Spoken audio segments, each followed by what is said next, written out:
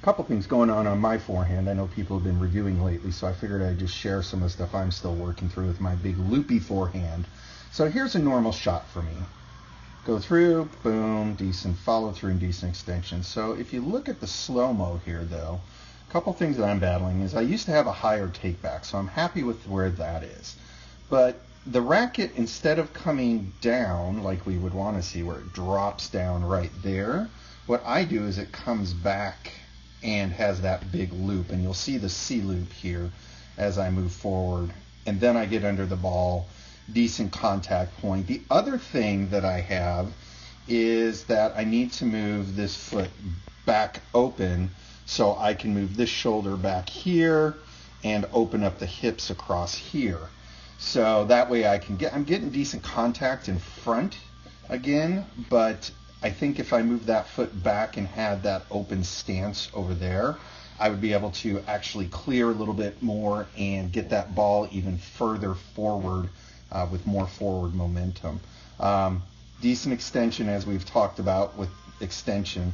This hand right here, I need to pull back underneath. I was so used to, when I first started learning, where you're supposed to finish high up into the hand. It now sits up there, so I'm trying to get that pulled back into the chest so it isn't so crowded. You can see it just sits up right in there. But again, I mean, overall, I can hit this shot pretty consistently. The big loop at times makes it so I'm late, and this crowded area where I don't open up my hips, that also causes some problems. So if you look a little further, we're going to see a backhand. Again, a little higher take back. Now this is another thing I'm worried about. I'm trying to do the open stance off of the back foot, so that's just bad positioning. I still handle this ball well, and this one is a good example.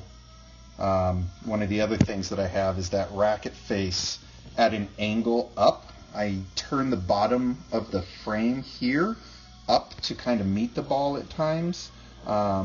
So I end up just framing the bottom of the ball, and I can't get the lift like I would off the string. So like actually this one goes into the net.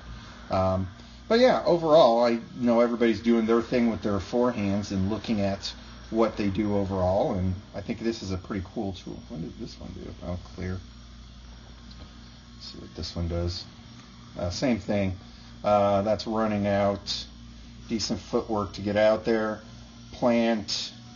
That big loopy forehand. I could be over more, but decent weight transfer. And yeah, I mean, it's not bad, but it's obviously needs some work, and I know that's what everybody else is working on, but kind of a neat tool. This is the technique tool that allows you to do the slow-mo and move around and draw things. So I use this quite frequently with myself and with others.